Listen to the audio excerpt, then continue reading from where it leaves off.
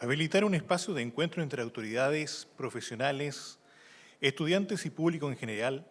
para el análisis de aspectos claves sobre temas energéticos, su uso, eficiencia y políticas reguladoras de interés para diversos actores relevantes de la comunidad regional es uno de los objetivos de este seminario. A continuación, vamos a tener a don Pablo Benario Troncoso, quien es ingeniero civil electricista de la Universidad Técnica Federico Santa María, postítulo en Gestión de Proyectos de la Universidad de Chile, de la Facultad de Ciencias Económicas y Administrativas y gerente de Pequet Energy. Él nos presentará desafíos en la regulación de sistemas medianos. Don Pablo, por favor. Muy buenas tardes a todos, autoridades regionales y universitarias y también alumnos que todavía quedan por ahí, parece. Es un gusto poder estar aquí en la región compartiendo estos temas que son relevantes y por supuesto con el nivel, ¿no es cierto?, que hemos visto en las exposiciones anteriores. Ojalá que se esté por lo menos a la mitad de eso. Como ya se ha explicado, la matriz energética de Magallanes está fuertemente,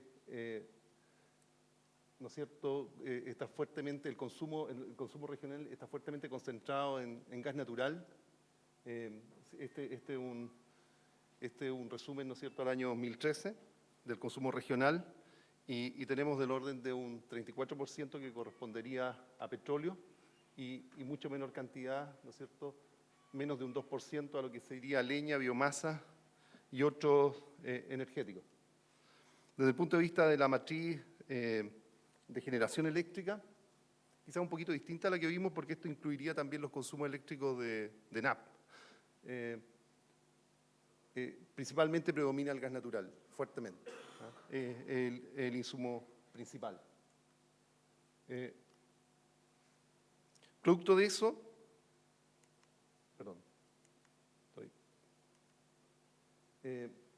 producto de esos temas, ha habido un trabajo muy fuerte de diagnóstico en la zona que ha estado impulsado, ¿no es cierto?, también por la Universidad de Magallanes. Y hay una propuesta de matriz energética, un tremendo trabajo que se ha hecho acá en la región, yo creo que muy interesante por tratar de discutir y ampliar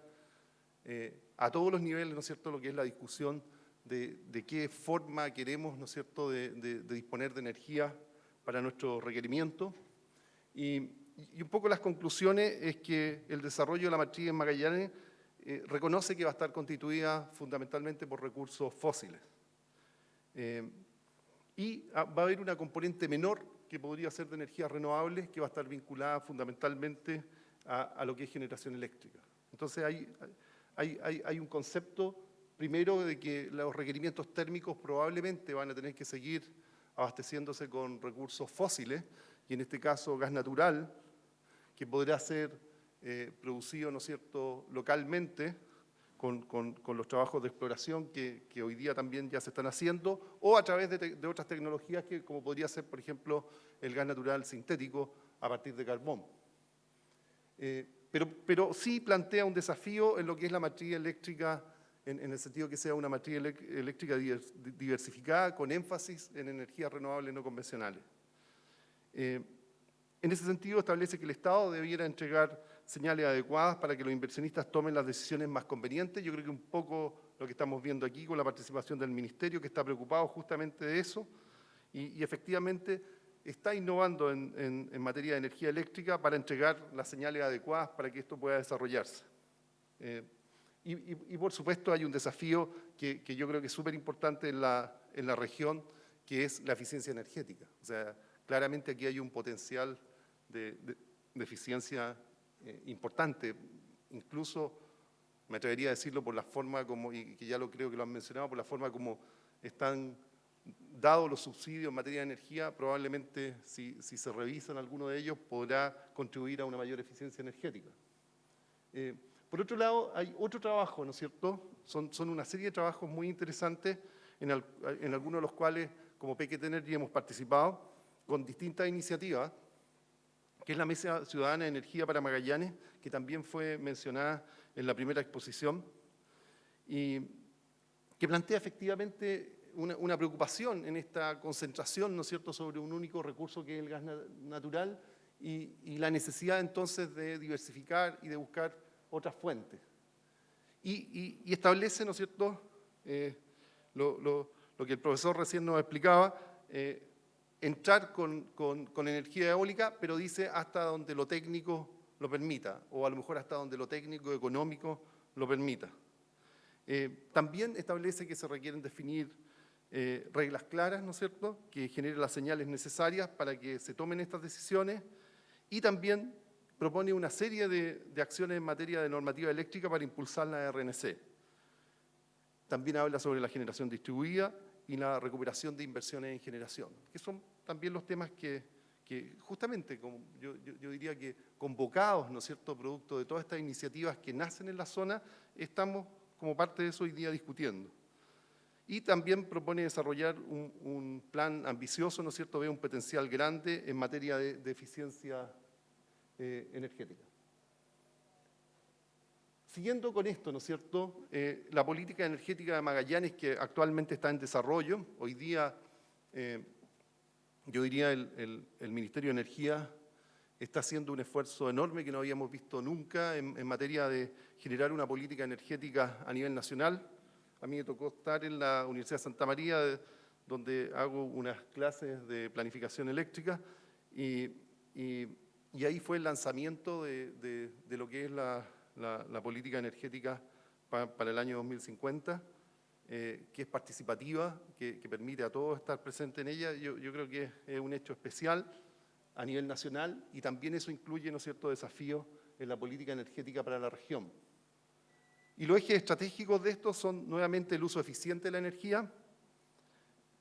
desarrollar la diversificación de recursos energéticos regionales. Creemos que efectivamente hay un potencial de recursos, llamémosles convencionales y no convencionales, importantes en la región, que si se aprovechan bien, ¿no es cierto?, van a permitir un desarrollo sostenible de la región. Yo creo que es fundamental eso. Un fortalecimiento regional, ¿no es cierto?, en términos de una institucionalidad, de una preparación de los profesionales en esa área. Yo creo que aquí hay un potencial enorme, ¿no es cierto?, porque está la misma universidad donde estamos, ¿no es cierto?, donde encontramos una serie de profesionales y profesores con estudios, ¿no es cierto?, en las principales universidades del mundo, y que obviamente van a estar disponibles y han estado en toda esta política en todo este trabajo de política energética, ¿no es cierto?, entregándonos a todos su aporte en estas materias. La visión para el 2050, desde el punto de vista de generación eléctrica, es un tremendo desafío, la que plantea el estudio CEREUMAC de este año. Efectivamente, plantea una penetración eólica de un 52%, reducir el gas a un 25%, y entonces el 75% restante poder desarrollarlo con fuentes de energía renovable no convencional. No lo está diciendo para hoy, lo está diciendo para el 2050, y en ese sentido es un desafío. Nos puede parecer difícil a la luz, ¿no es cierto?, de lo que escuchamos, de lo que son las limitaciones, ¿no es cierto?, que puede tener la penetración, por ejemplo, de la tecnología eólica en temas ya de estabilidad, ¿no es cierto?, de operación del sistema eléctrico, de los requerimientos de inercia, ¿no es cierto?, de los sistemas. Pero yo creo que estos son desafíos, y también son, cuando en la región hay recursos, también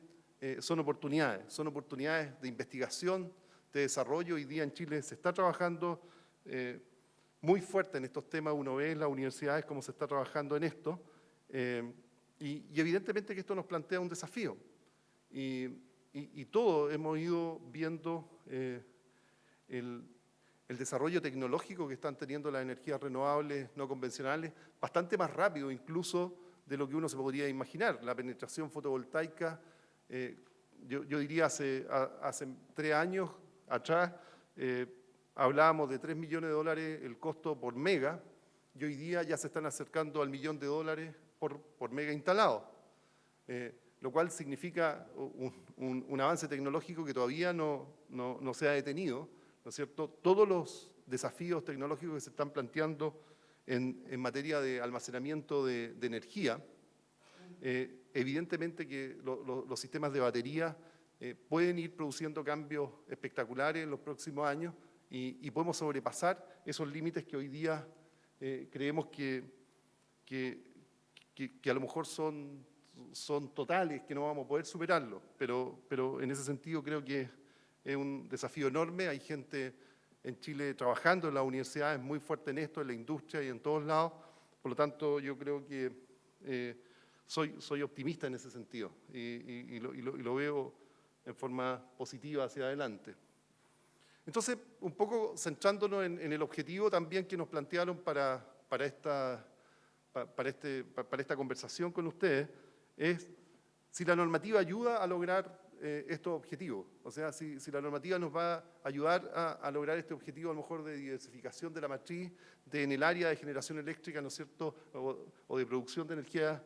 eléctrica para la región, poder incorporar todas estas energías renovables no convencionales. ¿Cómo funciona esto?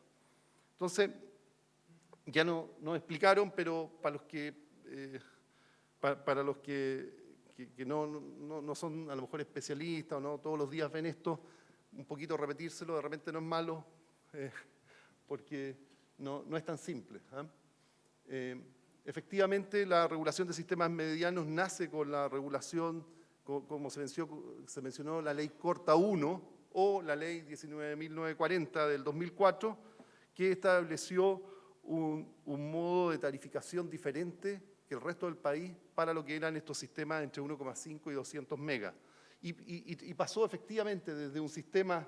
de tarificación basada en costo marginal, que es el sistema de tarificación que hoy día rige a la industria eléctrica a nivel nacional, a un sistema especial de tarificación basado en costos incrementales de desarrollo y costo total de largo plazo, que es un símil, como también se mencionó, a lo que existe en la industria sanitaria. O sea, cuando se regula, por ejemplo, la industria sanitaria, en que en la región hay una sola industria que hace eso, ¿no es cierto?, que da los servicios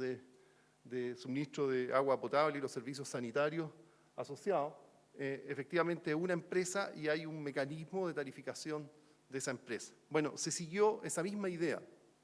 y esa idea provenía, obviamente, de ciertos fundamentos. Habían ciertas economías de escala y ámbito por el tamaño que tienen estos sistemas, que en definitiva se hacían presentes y por lo tanto en un sistema de tarificación a costo marginal no iban a poder funcionar. Tampoco se planteaba que con el sistema de tarificación a costo marginal, con un solo proveedor, no se iban a generar, porque esa era la realidad de organización industrial de estos sistemas. No se generaban los incentivos a invertir necesarios, digamos. Y por otro lado, buscaban una nueva tarificación que incentivara la inversión en equipos de alto valor y bajo costo de operación. O sea, a ver si modificando, ¿no es cierto?, esta regulación logramos cambiar el paradigma de lo que era el desarrollo de estos sistemas hasta ese momento. Y eso, de un punto de vista un poco ya más técnico, tiene como etapas y tiene una primera etapa donde se calcula un costo incremental de desarrollo, que es un ejercicio, al final, un ejercicio de planificación en un horizonte de 15 años, donde lo importante es que se parte con las instalaciones existentes, se parte con el parque existente, con la proyección de demanda para los próximos años, y se busca entonces un plan de expansión optimizada que minimiza los costos presentes de inversión, de operación y falla del sistema eléctrico. Y a partir de eso, a partir de entonces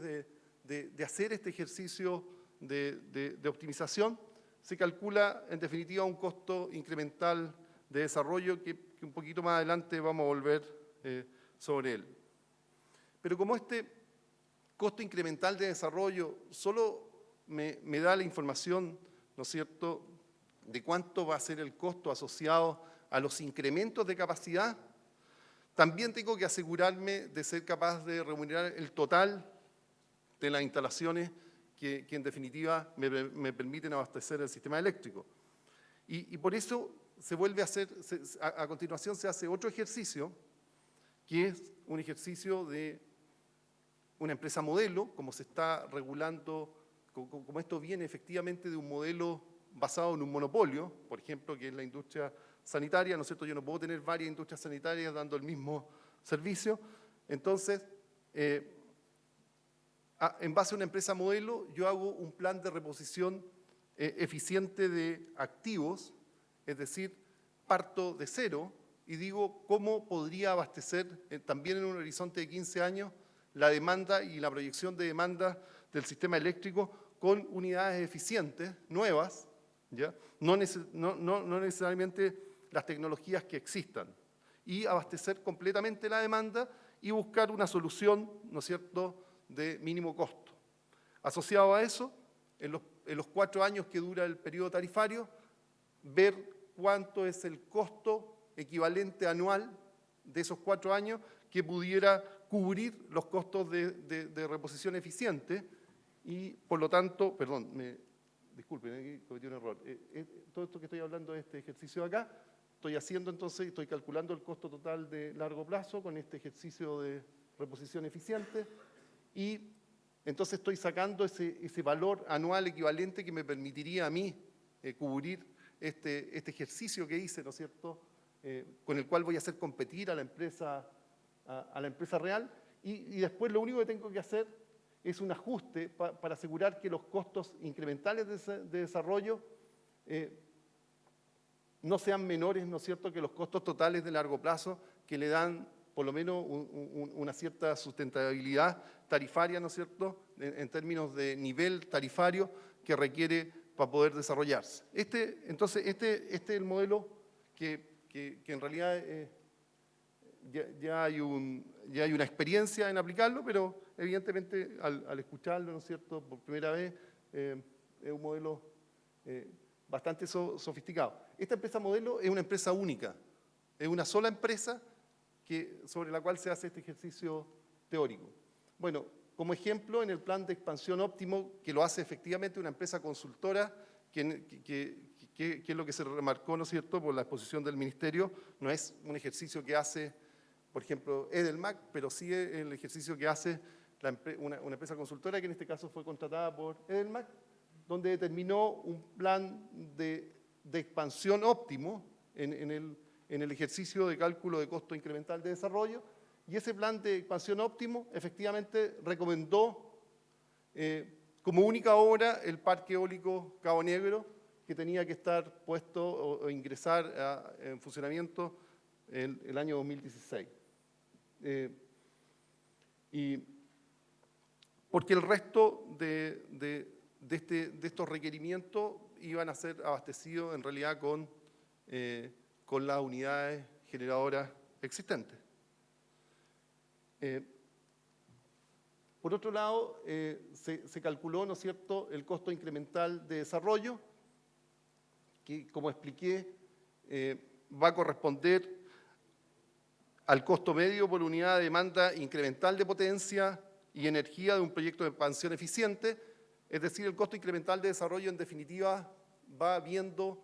año a año los incrementos de inversión y operación que yo tengo que ir requiriendo para abastecer los incrementos de la demanda de energía y potencia del sistema eléctrico. Y por lo tanto, esos incrementos de inversión vieron el parque y también vieron los requerimientos de costos de operación asociados a las unidades existentes para ir abasteciendo los incrementos de demanda, y eso derivó en los resultados de los costos incrementales de desarrollo. Por otro lado, cuando se calculó el costo total de largo plazo con el ejercicio, ¿no es cierto?, de una empresa modelo, se resolvió entonces el problema de optimización mediante soluciones, ¿no es cierto?, en etapas para lograr establecer un plan de desarrollo, ¿no es cierto?, o un plan de reposición eficiente que también reconoció al parque eólico Pequet y reconoció un plan de centrales que no necesariamente son las que tenían que existir, para después, ¿no es cierto?, buscar un precio equivalente anual que pudiera permitir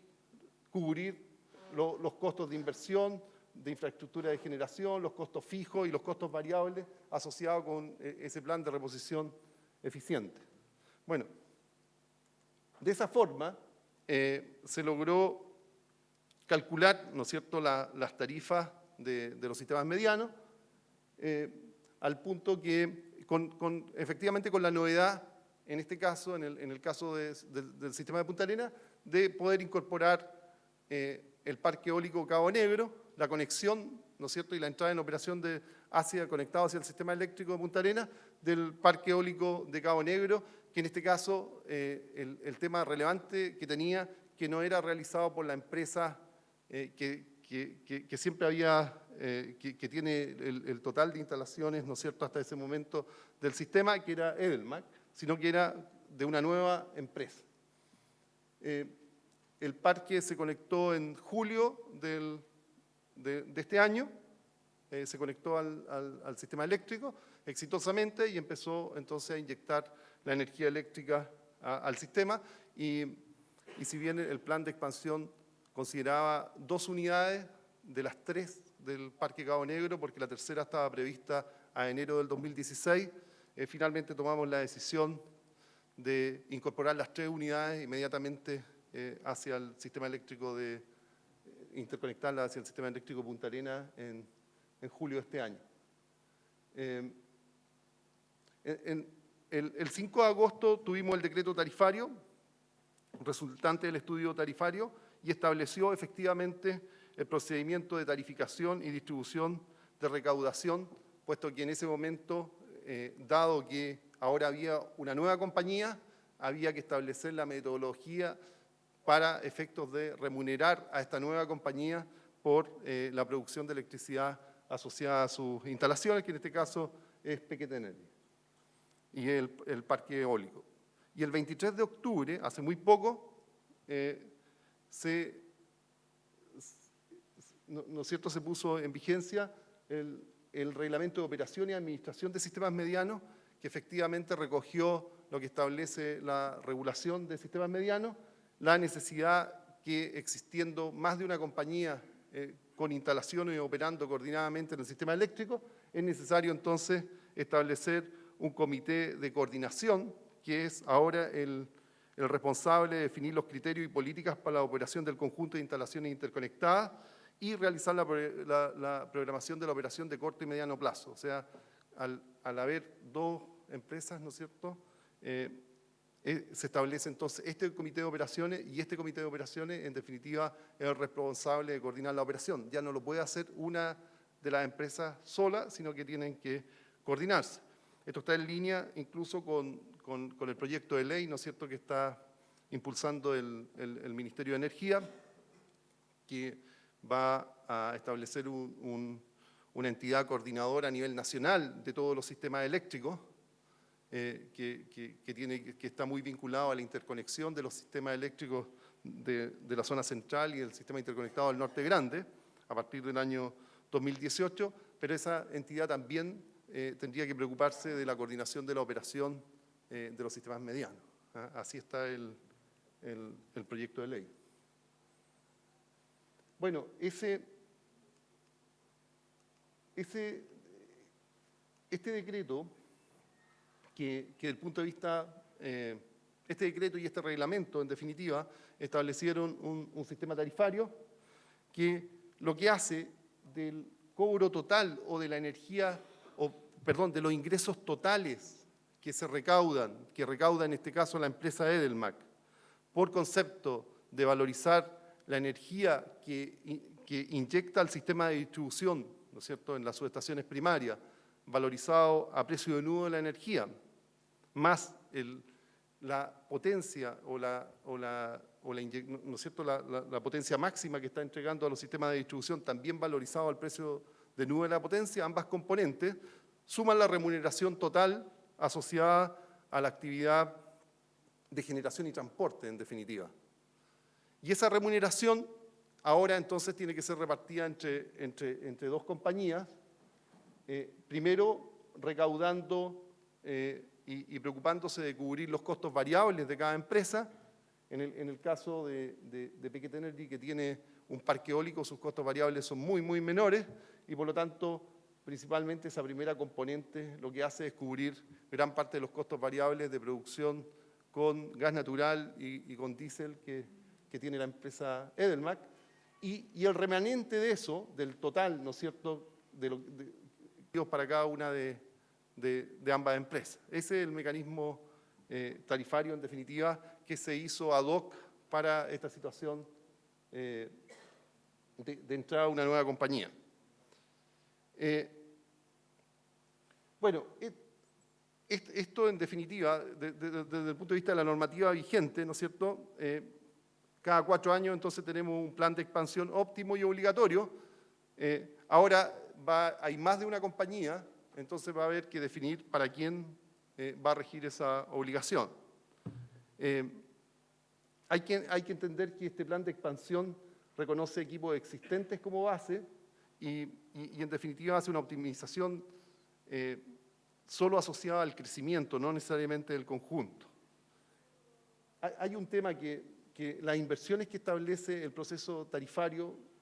asociado al cálculo del costo incremental de desarrollo no son necesariamente reconocidas en el siguiente proceso tarifario. Entonces aquí, efectivamente, y eso se mencionó en el diagnóstico que se presentó, conlleva ciertos riesgos ¿no es cierto?, para los inversionistas y particularmente voy a explicar por qué en el caso de los inversionistas que estén basados en energías renovables no convencionales. Y en definitiva esto reconoce a actores presentes en el proceso tarifario y quienes se vayan incorporando posteriormente entre procesos. Solamente la apertura probablemente está cuando se inicie otro proceso en 4 años,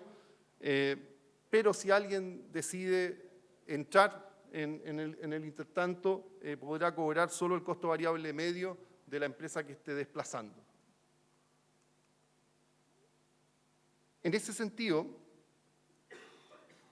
me gustaría tratar de poder presentar un poco la visión que tenemos de esto, quizás también en el caso de los que no hayan visto o no estén tan familiarizados con los sistemas medianos, puede ser todo esto un poquito brusco en términos de primero hay que tratar de digerirlo, ¿no es cierto?, y de comprenderlos cómo funcionan. Pero en definitiva, a mí lo que me gustaría explicar es que los proyectos basados en energías renovables no convencionales como eólicos, hidroeléctricos, solares, en general tienen la característica de ser muy intensivos en costos de inversión y con bajos costos variables de operación. Eso es distinto a las unidades tradicionales, por ejemplo, que hoy día operan en este sistema, que son las turbinas a gas o los motores diésel, que en general tienden a ser más bajos en costos de inversión, pero sus costos de operación son muy altos, ¿ya? O sea, son menos incentivos, tienen menos, ¿no es cierto?, son menos intensivos en costos de inversión, pero más en costos de operación. La RNC es justo al revés. Entonces, es evidente que es fundamental que quienes puedan o quienes quieran desarrollar estos proyectos de energía renovable con estas características no pueden estar con el riesgo que si en los siguientes 4 años los van a considerar o no, o si haya algún riesgo relevante respecto a cómo se considere su inversión. Ahí tendrá que haber un equilibrio, ¿no es cierto?, en dar las señales adecuadas, porque si no va a ser muy difícil lograr el objetivo, ¿no es cierto?, de que haya una incorporación mayor de estas energías renovables. Por otro lado, la regulación de servicios medianos, ¿no es cierto?, introducida, de los sistemas eléctricos medianos, introducida a través de la Ley Corta 1, en definitiva, respecto de su objetivo, salvo el tema de la incorporación del proyecto eólico Cabo Negro, ¿no es cierto?, hace unos meses atrás, pero lo quiero dejar al lado, no ha logrado su objetivo, en definitiva, por lo menos acá en la región, de lograr, ¿no es cierto?, la introducción de equipos con alto valor de inversión y bajos costos de operación, que en definitiva era su objetivo, que era lograr la incorporación de equipos con las características que son, por ejemplo, los parques eólicos. Porque en ese sentido no hay que confundirse con la conexión del Parque Eólico Cabo Negro, que en definitiva, y digo, estos incentivos durante años, ¿no es cierto?, estuvieron para la empresa existente, para la única empresa existente, y en ese sentido no hay que confundirse con la conexión del Parque Eólico Cabo Negro, que en definitiva es la iniciativa de una empresa distinta a la existente, está teniendo desarrollos tecnológicos importantes y probablemente sigan habiendo más incentivos y más desarrollos, ¿no es cierto?, tendientes a mejorar esos desarrollos tecnológicos. Es importante entonces la política y la visión que tiene la política energética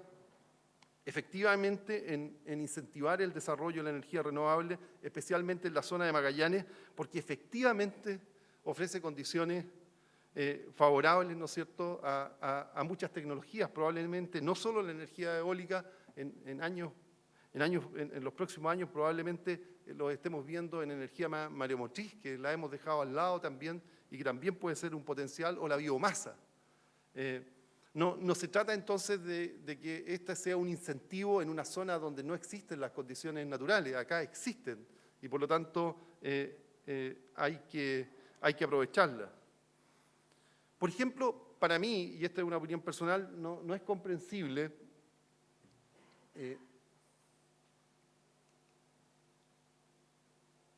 perdonen, para mí no es comprensible, por ejemplo, que si hoy día existe en la ley 2025 la posibilidad de que si yo hago un desarrollo de energía renovable no convencional en el sistema interconectado del Norte Grande, que hasta el día de hoy no está conectado con el sistema interconectado central, yo la acreditación de energía renovable, que es una obligación que se impone a los suministros de energía, que tienen que tener un cierto porcentaje, que tienen que acreditar un cierto porcentaje en energía renovable cuando se va a entregar el suministro en esos sistemas interconectados, yo, por ejemplo, puedo acreditar en el SIC con energía renovable proveniente del zinc y viceversa, ¿ya? Entonces, yo no puedo entender por qué en esa ley 2025 quedó discriminada la posibilidad de que alguien que produzca energía renovable en Magallanes no pudiera irla a acreditar al SIC o al zinc, porque no entiendo cuál es la diferencia. Hoy día o estamos a puerta del 2018 que se interconecten, pero han pasado muchos años, ¿no es cierto? Y eso no hay un elemento conceptual para no incorporarlo. Yo creo que esa podría ser una buena iniciativa. Y finalmente, ¿no es cierto?, es muy importante en esta visión que si queremos comparar,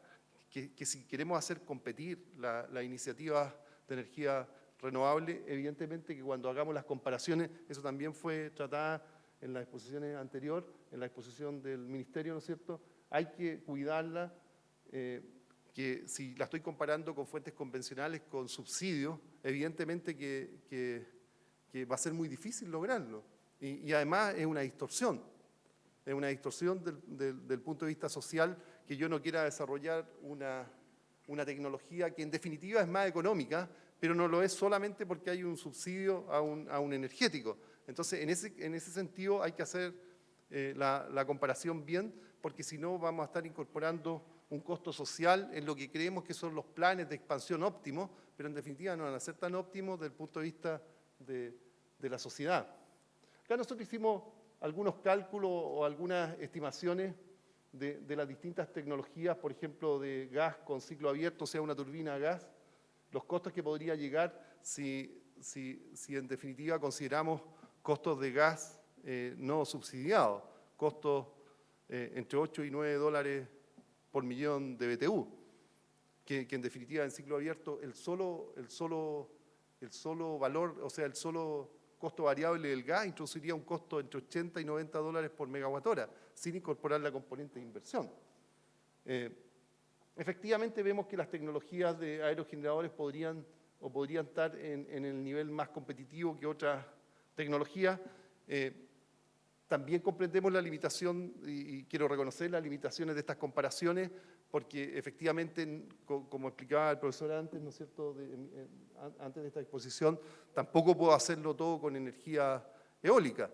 Es una combinación de tecnologías que tienen que estar presentes. Entonces tampoco es el llamado, porque digo que puede ser más económica, es que todo tendríamos que hacerlo con esto porque no lo podríamos hacer y porque no sería verdad. Tengo que combinar estas tecnologías con las convencionales adecuadamente. Bueno, esto es en definitiva el Parque Eólico Cabo Negro, ¿no es cierto?, con sus 3 aerogeneradores. Estamos muy orgullosos de que estén ahora moviéndose los 3 y inyectando energía hacia el sistema eléctrico de Punta Arenas, 2,55 megawatts, 850 kilowatts cada uno. El factor de planta que estamos viendo es en torno a un 52%, y en julio de 2015 se inició entonces la operación conectada al sistema, y efectivamente conectamos el parque eólico dentro de las instalaciones de NAP a través de una línea de prácticamente 1 kilómetro hasta la conexión, esta es la ruta 9, ¿no es cierto?, donde está un alimentador de Edelmac, el alimentador 6, y efectivamente estamos conectados a distribución, estamos conectados a la componente de distribución del sistema eléctrico, con todas las dificultades que eso significa, con todos los desafíos que ha significado. Esta conexión no se ha hecho solo porque queríamos hacerlo y sin un chequeo previo. Hemos pasado una serie de estudios, lo hemos revisado con Edelmac, hemos tenido colaboración de ellos también, hemos hecho todos los estudios eléctricos, sistémicos, dinámicos,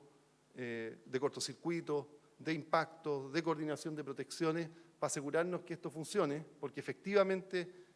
habían temores. O sea, a lo mejor ahora todos lo ven factible, pero existían muchos temores de que esto no iba a resultar, de que esto no iba a poder funcionar, y gracias a todos los esfuerzos que se han hecho, esto hoy día está funcionando adecuadamente. Ahí está solamente algunas fotos durante el proceso de puesta de conexión de la línea, y bueno, con las condiciones que ustedes conocen mejor que yo de esta zona. Eso es lo que quería presentarles, y le agradezco nuevamente la posibilidad de haber estado con ustedes aquí en la universidad. Muchas gracias.